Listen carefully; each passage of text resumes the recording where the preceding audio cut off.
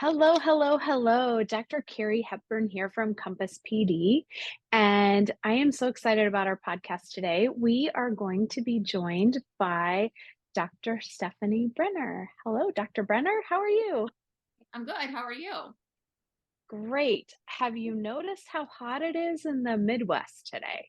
I've noticed that, and I've noticed how humid it is because I went outside and I immediately thought, nope, get back in because your hair's about to be long. So I know. that's what I We noticed live this morning when I looked we out. live in the Midwest. Right now it is 89 degrees. But I think it feels like And 98 or something ridiculous like that. So So enough of us like a little bit talking about Midwest heat, which I love because I love a good tan and sitting in the sun. I want to tell you guys that at Compass PD, we have been working really hard to figure out ways that we can continue to support educators. And so as we were talking, we were thinking about one way we could do that was to start using our podcast not only to educate about a topic, but also to help different people, different roles within the education organization in a timely manner. So we came up with an idea that you're going to start seeing in our podcast consistently. And so that is that we're going to have the experts in different roles come on the podcast and talk about what you should be thinking about in your role, what some things that you should be doing and like predictable problems you're going to face and ways to kind of overcome them. And we hope to hit you about 2 weeks to a month ahead of before it happens so that you're not, like, suddenly trying to react, so you can be more proactive. And so Dr. Brenner is a coach, and she's been a coach for a really long time. And so she's our expert. She does mentoring with coaches, she does coaching academies, she helps, teach coaches on a regular basis. And so she's gonna be joining us once a month to talk about what's on the horizon for instructional coaches, literacy coaches, math coaches, coaches in elementary and in secondary school, in secondary buildings, and what they should be doing and thinking about and predictable problems they could be facing. So we want to set you up so that you get to choose to be proactive. Sometimes you're able in that proactiveness to stop something before it happens, or at least be ready for it as it comes. So I'm really excited about this new journey we're on. What do you think about that, Dr. Brenner? I think I'm really, really excited about it because especially in the coaching role, it's so easy to like forget where you are and know out of all the 189 things on your plate, what is it that I need most attention to right now? And so I think that any kind of support for even new coaches and veteran coaches, just a reminder of, oh, these are the things that if I do right now are going to help me in the future. It's something I wish I would have had more of, just as a Right. reminder or new learning. I think something I've heard you say a lot when you were in the coaching role in a school district, and then now in the role that you're supporting school districts and coaches, is that a lot of times our coaches are asked to deliver all this professional development, but they're never fed into with the professional development. It's sort of expected that they Right. figure it out on their own. Yeah. And that exactly, that coaches are viewed as the expert on helping support teachers rightly so that we can increase student achievement. That's the goal, right? Mhm. So much time of their time is devoted to providing the support to other teachers that they aren't often provided their own support and continuing education so that they're one step ahead, or they know they can perfect their craft and their way of doing that role.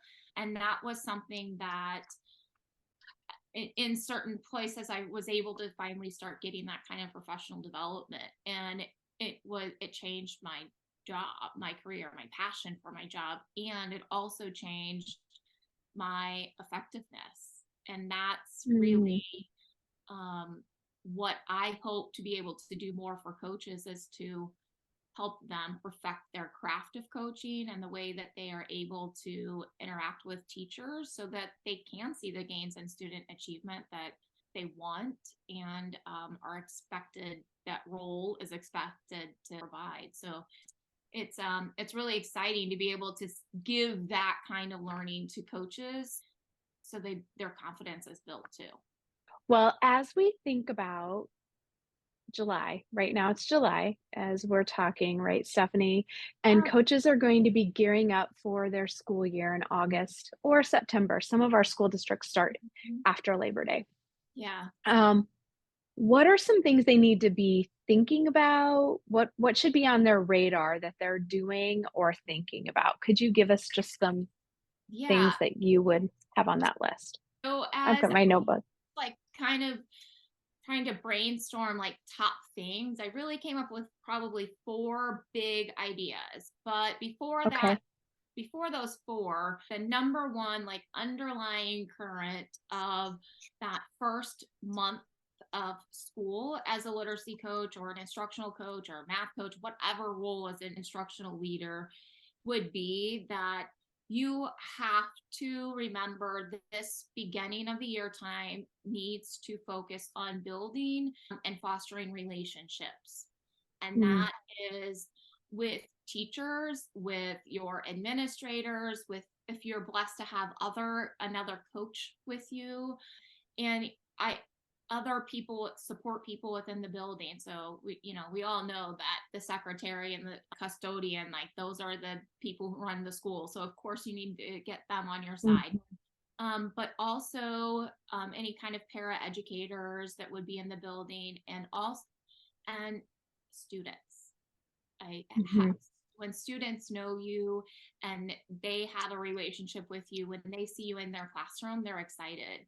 And so I think that you really have to build relationships with teachers. In some settings, it's particularly important because they might not want you there. And so right. you have to start like getting to know teachers outside of just you're a coach, so they can see you as a person, as their peer, as their colleague. Overall thing is like you have to spend time building and fostering relationships at this time of the year. Okay, so the four things, like number one would be having some really important conversations with your administration that help you build a vision and establish a vision of what coaching will look like. So you have to do this in partnership with your administration because they're your ally in this in Mhm, teaching role, and you need to be working together, be on the same page with everything. So having some conversations about what is it that you value.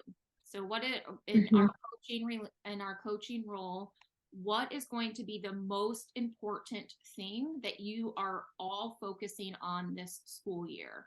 And when you know what it is that you value, then that is mhm. going to help you prioritize your resources. And resources are time and people. And so, where as a coach, where is all my time going to be going? Where at Mhm, where as a coach do I need to focus my efforts in, um, so that we're focusing on the right things? I'm putting all my energy, I'm putting all of my resources. That could be time and money if I have money as a coach too. Like I'm purchasing the right kinds of things that are going to support what it is that we value, and together yeah, we're going to prioritize for the school year. Also with your coach or with your administrator, not just like determining what it is that you value and you're going to focus on, what are their mhm, expectations of you, and yeah, being really clear up front, what is it that your administrator expects from you. knowing what you value first is going to help with that, because you can really establish that your time and energy focuses on what you value. So your expectations should like go together with that. And some of those other types of things, like what are the expectations that are related to curriculum? Expectations about schedules. So especially in the elementary level, like does your administrator expect to see an hour of reading workshop, an hour of writing workshop, like, or they're okay if it's 45 minutes? Or some buildings or some districts are okay with individual classrooms having different classroom schedules, where others, nope, the administration is like, no, every PLC, all teachers are teaching the exact same thing at the exact same time. So being clear about that type of thing. Another one would be, what is your role within a PLC? Oh, So do yeah. they want you running every PLC?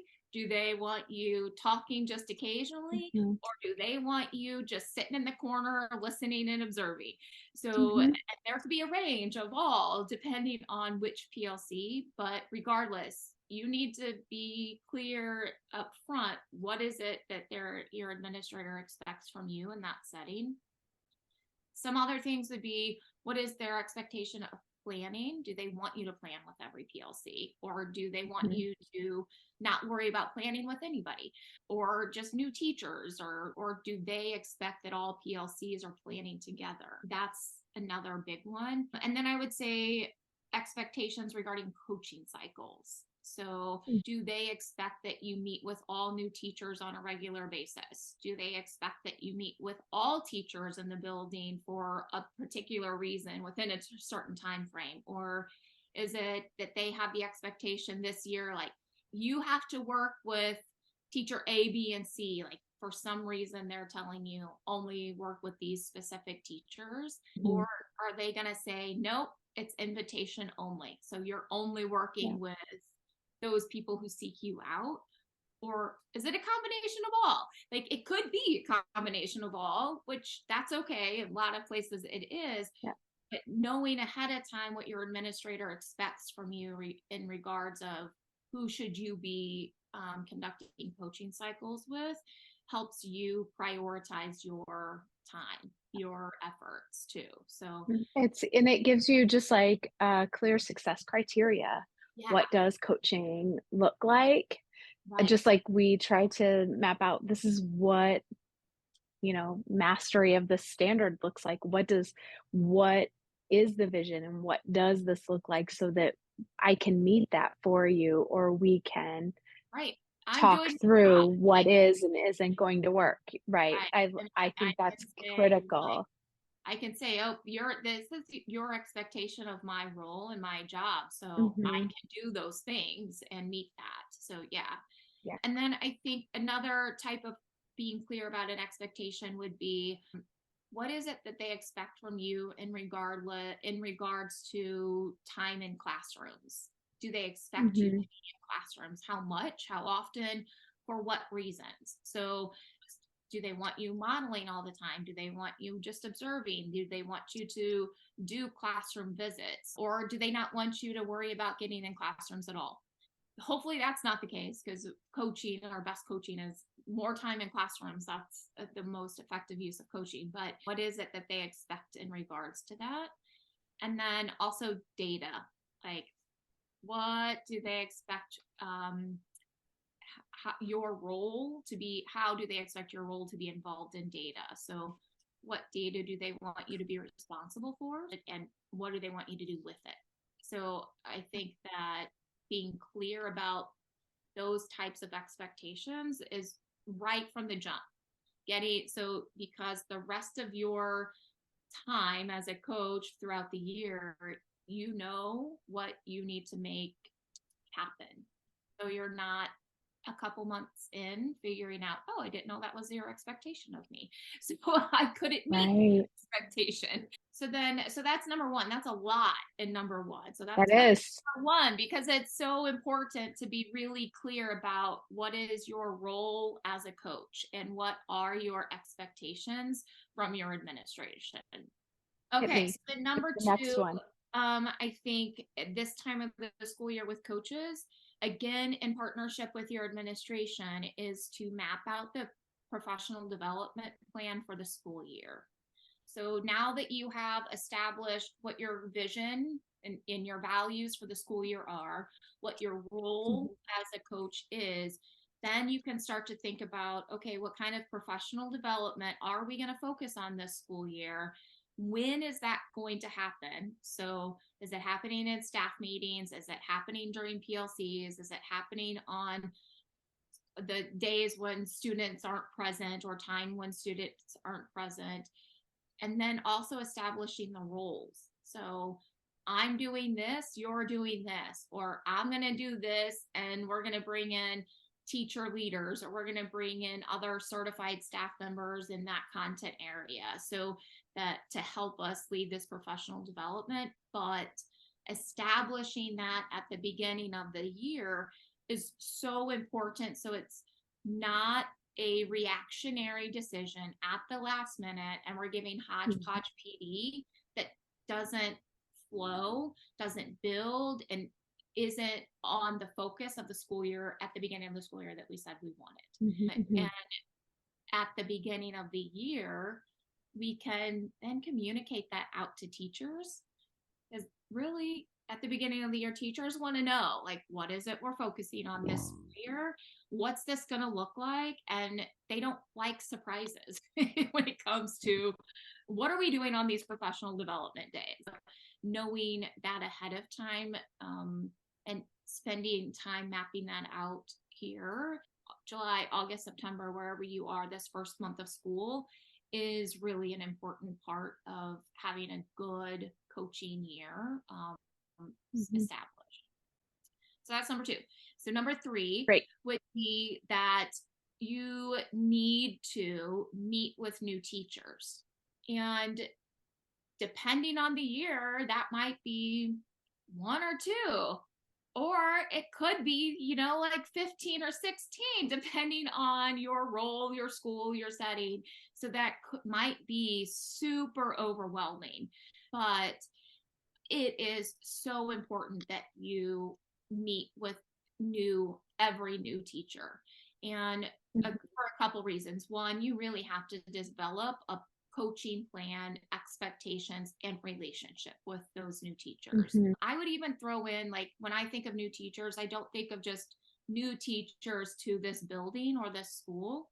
I think of, especially the elementary level, teachers new to a grade level. So if I've moved from first grade to fourth grade, like in my head, you're a new teacher, because the expectations and the curriculum have changed and they need support in that that setting. So I should have said that. I think of new teachers in that way too. So, but you have to have a Well, and I think oh, go ahead. I'm sorry, I was thinking secondary, they'll switch courses that they're teaching Oh yeah, that's true. quite regularly too. So Right. yes, Yeah. that makes complete sense.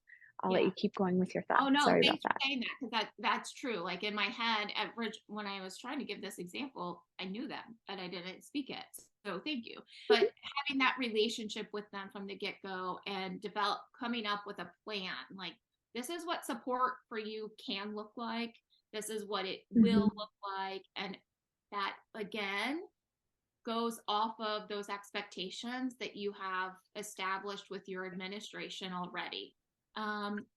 And with new teachers also, it's important to meet with them right at the beginning of the year so that you can make sure they have all of the materials and resources that they are supposed to have. So if they're supposed to have this textbook, do they have that textbook? Do they have the number of copies of a certain class set of books that they're supposed to have?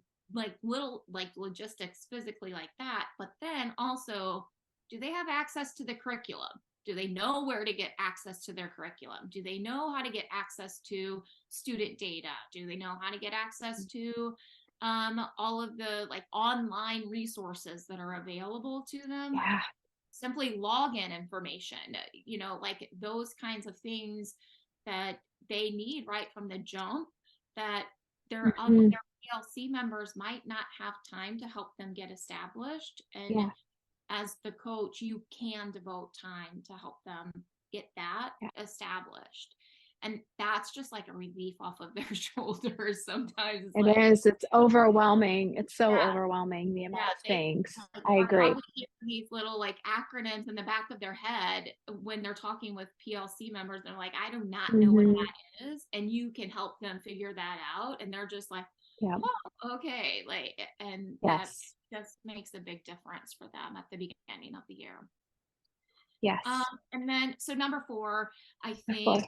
the very beginning of this school year is spending time in classrooms and Hmm. visiting classrooms as much as possible. One of the reasons is that, again, it kind of goes back to something I said, like getting to know students and having like them getting to know you. So when they see Hmm. you in the hallway or they see you come in their classroom, they're like, oh, this person comes in here to do XYZ. They're, I love it when I can walk into a classroom and the classroom just keeps functioning as it was.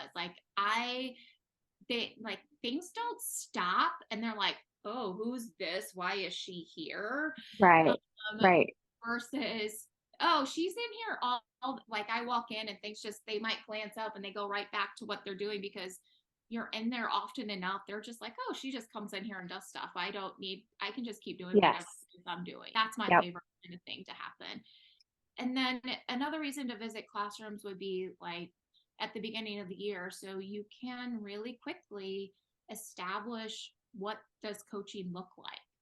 So I'm Hmm. in classrooms. That's what coaching looks like. My administrator has said they want me in classrooms doing XYZ. I'm helping establish that role of what it looks like as a coach. Hmm. I love the idea of we're going to kick off, just kind of recapping. We're going to kick off knowing that our big goal is to build and foster relationships with all stakeholders in our school. Yeah. Like, that's just me synthesizing really quickly, but our 4 big ideas: have those important conversations with our admin, Mhm. principals early, get those expectations and the vision of coaching and for our building, what our focus is, and then mapping out that plan. Then we're gonna start meeting with our new teachers or teachers that maybe aren't brand new to the building, but are new to what they're teaching, and then spending that time in classes. Okay, just a second. I have to pause this for just a minute. You've got to hear this text message that my colleague and I just received from a curriculum coordinator. Compass PD, we just received our preliminary test scores, and the results are exciting. Our failure rate has decreased by 50%, and we increased our proficiency scores by 8%. Thank you, thank you, thank you. So having that information now, as we think about the beginning of the new year, we know that there are some predictable problems that we're going to face as a coach in a school, or some of our coaches support multiple schools. So, what are the predictable problems that they need to Yeah. be planning for or thinking about? You know, like I think of when I remember August as a coach, I felt like I was just running around with my like a chicken with its head cut off. And because there were so many little pop-up fires that Yeah. happened so much. And so like my attention could not really, it was hard to be focused on anything because so many like Mhm. little things came up. So like the one of the things like the big bucket thing that kind of always was the first almost like fire thing was that everyone had the resources they needed. And Yeah. it was, so especially if we were rolling out a new curriculum or a new resource, just Mhm. logistically, does everyone have all the teachers' manuals they're supposed to have? Do they have all the copies of Mhm. the texts that they're supposed to have? Do they have access to the newest curriculum document? Do they have access to all of the online resources and platforms that they're supposed to have, and copies of the Mhm. books and the text? So, I kind of talked about this a minute ago with new teachers, but the predictable problem is that do all teachers have access to that? Like, that Mhm. is a Mhm. very time consuming part of the beginning of the school year. And I'd even really throw in, do teachers have access to all of the student data and information that they need? So, for elementary, do they have their most recent reading level? Do they have the most recent, like a sample of their writing? Do for secondary and even elementary, do they have like how they scored on a benchmark assessment? Do they have anything that's in regards to an IEP or 504 or behavioral plan? Like all of that kind of stuff. Do teachers have those things that they need that are Right. logistically set them up for success or not? And those were I was like constantly making phone calls and emails and like running around trying to find this. Did this get like a teacher move? So did it get passed to this person like it was supposed to? Or the classrooms, after they actually physically moved classrooms and they didn't get their stuff. So did it get stuck in another classroom? Like it was that was a big part of August, like making sure everyone had the physical materials and resources that they were supposed to have. That was a battle. Yes. Yes. So then another predictable problem, like, whew, let's move on. Another It's predictable that stressful. It is that stressful. flashbacks, man. Another predictable problem would be schedules. And Yes. I think when it comes to schedules, there are several types of schedules when I talk about, but one, it's like your own as a coach, your personal schedule, managing and establishing your schedule. So one, that my schedule reflected those expectations, vision, and values that my administrator and I established from the beginning. Mhm. But does it also allow for all of the other things? So I need my personal schedule to have time for class visits, time for data collection. If that's what like if my role is going to involve that, do I build time into my schedule for that? Do I build in time for um, meeting with new teachers or teachers who are on my coaching cycles? Do I have time for grade level meetings, planning meetings, and PLC meetings? Like all of that has to be on my own personal schedule, and trying to get a predictable one established, it is Mhm. at the beginning of the year a really hard predictable problem. And then I think other schedules that are really hard are grade level schedules or content area schedules. So classroom schedules, like what is their elementary, like when are they doing reading, when are they doing writing, do they have all the minutes of all the things that they're supposed to have? How do they get that established? They need help getting that done. Once the kids get here and they start doing it, they might realize it's got to Doesn't change. work. Like that's not Right. going to work, and so then they're scrapping it and starting over. It's a big schedules are a big predictable problem. um, Mhm. and I think PLC schedules are another predictable problem. Like them as a PLC establishing when is it that they're going to meet, and is it for like a PLC meeting, is it for planning? Getting that is Those are the things that are sometimes challenging for PLCs to establish. They Mhm. might be Mhm. told like you have to meet on this day by an administrator. That's fine. But in other settings, they're not told that. They get to just pick what day. I Yep. think the thing that, going back to one of the reasons that schedules are such a predictable problem, like, for a coach, is that so many fires arise and these little emergencies come up that it sucks your time. And Mhm. then it's easy to be like, well, let me step back. If I don't have my meetings with new teachers, if I don't have PLC meetings, if I don't have scheduled on my calendar time to collect this data or do these classroom visits, then it's easy for other things to suck The my things. time. And Mhm. so then my time is spent on the things that aren't the priority, or are not what we Right. value, or not what we're really trying to focus on. And then you lose time for those important things. And Yeah.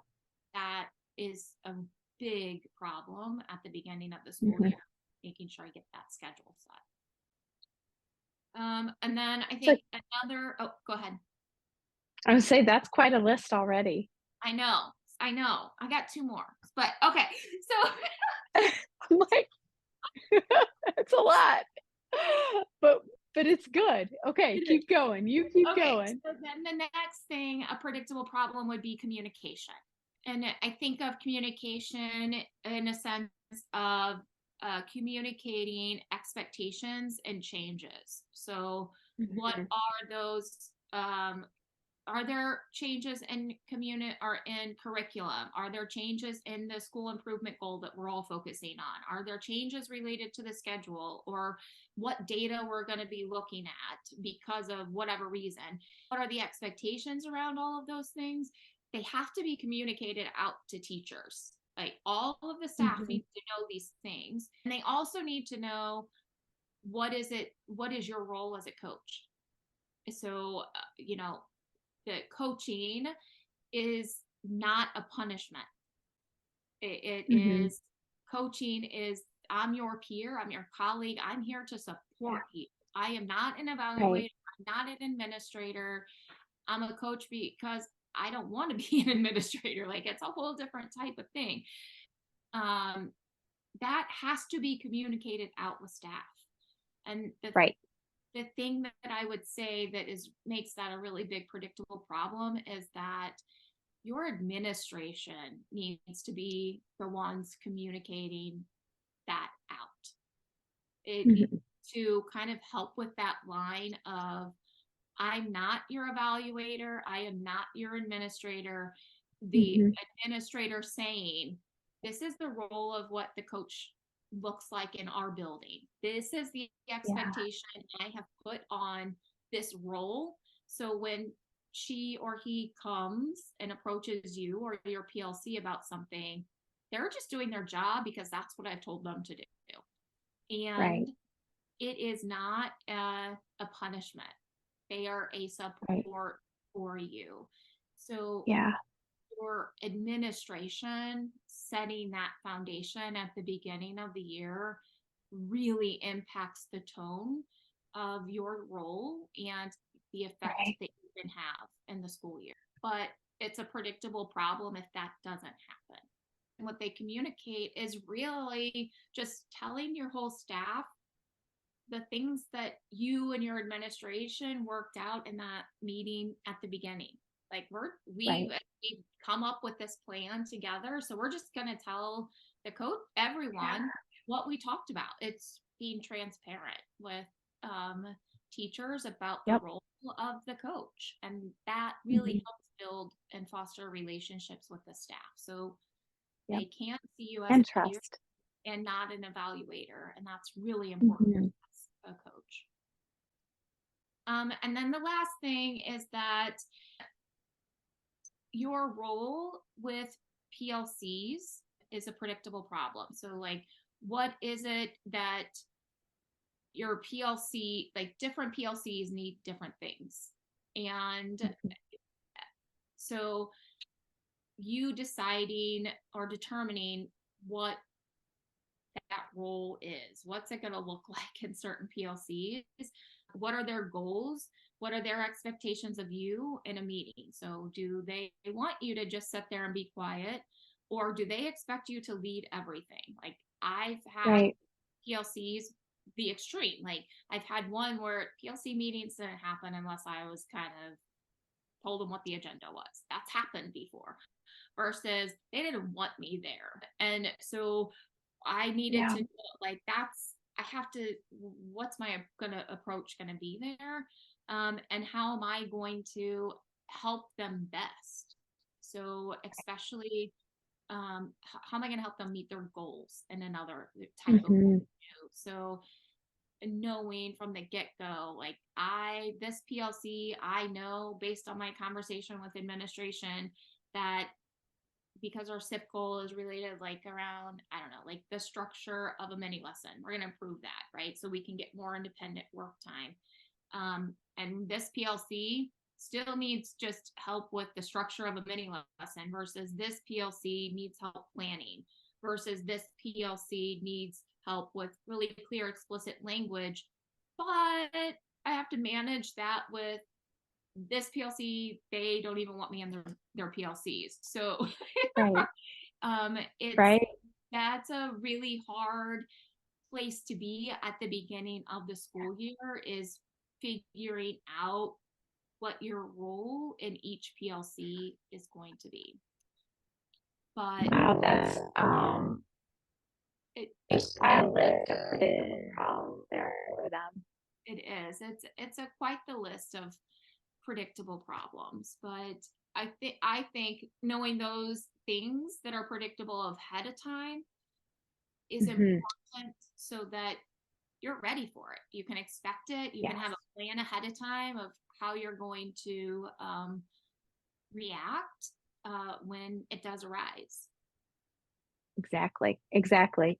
You know, I think that a couple things when I'm thinking like scheduling when you said that, like your what you value is apparent when where you spend your time. So I look at calendars, I look at sometimes where money's spent too, like resources. So it's really easy to go into a school or a district and be like, I can tell you what they value based on a few things. So like time, people, money, where all of those things are going tells you what the value is. And so that tip is really helpful to start getting and building a solid schedule so that you can stay true to what you and your administrator at the beginning of the year said were the big goals, the focus, the expectations. And then I think that communication is key. And if you just keep, I think people understanding that teachers and coaches and principals have so much email and so many phone calls that hearing something one time isn't enough. Yeah, you're And so that's we have to find ways to reiterate that again and again in a way that feels safe and not condescending. Because there's nothing worse than being like, that came in an email. We got right. that last week. You Yeah, know, that right. just I already sets the told you that, tone or negatively. yeah, like Yeah. just aware of remember. Sometimes I think just like a gentle, like, "Hey, we received an email a little while ago. Let's go back and check that out." And it has some of the things that we need to be thinking, just ways that don't feel passive aggressive or negative, I think can be really helpful for coaches as they're doing this work. So I want to ask one final question of you. Like, let's Okay, think about this time. I know, I'm sorry. it's And okay. I love your I question. we just like to talk. We just like to Yeah. talk about stuff. Um, the beginning of the year, there are certain times that we know there are high stress times of the year. There's a lot of emotion. Sometimes we're not always at our best, no matter what role, because there's a lot of things coming at us. And so, as you think about the beginning of the year and coaches, all the things that you gave them, like big ideas for them to be thinking about. That was a lot, those 4 big ideas. And then all the things they need to be preparing for the predictable problems, and then also that they play the role of social emotional support coach. What is a tip that you would give them as they begin the year?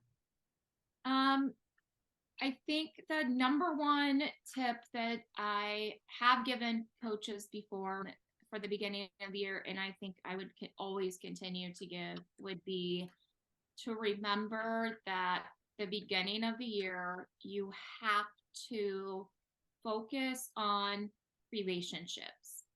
You have to build good relationships, trusting relationships with everyone in the building. And as a coach, I think that while you're building those relationships, it's important for you to find a safe place, or like find the people that are eager to learn and have you in the room no matter what. And I say that because especially at the beginning of the year, you're getting like, you get all of the venting and the stress that comes from everyone, essentially. Like, you're the middle Mhm. ground, so everyone's coming at you as a coach with all of the stuff. And sometimes you're having hard conversations, or you're like, everyone's coming at you, or you've had a bad meeting or whatever, and it's hard to or it's easy to forget why you're in this place and in this space and in this role. So I building relationships and finding the people who are want you, and they like want you Mhm. in their classrooms, is really important, because it can ultimately become a space where you can go. Like, I Yeah. had classrooms where when I left a bad meeting, or when I was done looking at email, or I needed to remember why I want to be in this role, I could walk in Mhm. that classroom and just surround myself with kids, no questions asked. And that came because I spent time building relationships with teachers, Relationships. and they trusted Mhm. me. So they knew when I walked in their classroom, I wasn't there to judge. I was there for the coaching purpose, or sometimes it's like, can I just walk in and work with kids? And they knew if I walked in and I had a book and I just walked right up to a kid, didn't even talk to them, they knew it was like, that Stephanie just needs to be surrounded with kids right You now. need some space. And Yeah. like helps you reset and get that passion back for your job and what you do. Yeah. So, but that's because it was about relationships, and trusting relationships were Yeah. a huge focus for me as a coach. Um, so I think that at the beginning of the year, and all the things that you're doing, making sure that people trust you, and having that as the priority first, even over, in some spaces and times, even over content and PD and data and all, like, they have to trust you, and Mhm. build that Mhm. relationship, so that you can ultimately get to potentially the hard stuff, and Mhm. um, so that would be my number one tip. Like, build trusting relationships, foster those relationships, so that you can find those places that really want you, like they're eager to have you for later, especially. Yeah. Yeah. Wow. Thank you so much. This was Um, such a helpful time for thinking about that coaching role and how coaches not meant to be overwhelming. It's meant to be like helpful, some ideas for them as they get started on this work, because there is no doubt that their role is critical in schools, and it's hard. So, yeah. education is hard. I have yet to find a role that's not a challenge. So, it is hard, but it's so rewarding and so good. Next Yeah. month, what I want to tell you guys is that you can expect Dr. Brenner's going to be back. We're excited about that. And she's going to be preparing you for what's ahead Mhm. in September-ish. So she's going to be talking about data, like all things data. You will be getting a plethora of data, screening data, benchmark data, state test data, maybe Observational just data. like things, yeah, observation data, all the things. So she wants to prepare you so that you can be thinking about like what you need to be thinking about. And so you can be thinking about those predictable problems and make plans to set you up for success. So thank you so much for this time, Dr. Brenner. I appreciate it Oh, so much. And I love our conversations. My notebook is full of great help. So thank you, everyone, and have a great day. We would love your help. We have set an ambitious goal of impacting the learning of 1 million students in the 2023-2024 school year. Share this podcast with a fellow educator and reach out to us so that we can talk with you about how we can best support you and your school district in meeting those ambitious goals and providing professional development that meets those learning needs. Have a great day.